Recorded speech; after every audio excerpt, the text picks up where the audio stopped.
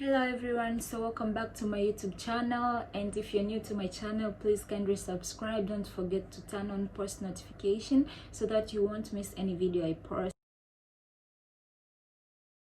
And today I'm gonna just show you how I fixed the table from online.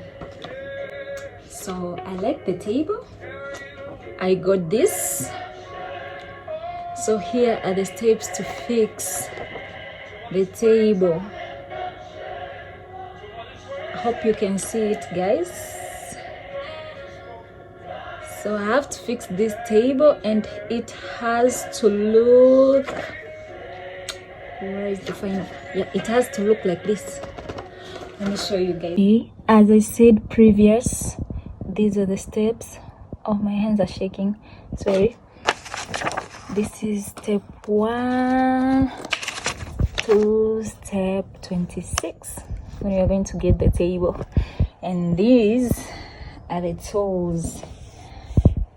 You can see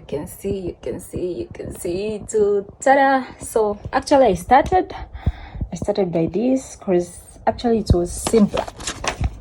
It's here, it's just you have these 3 things. You keep this first, then this, then you screw. Yeah, so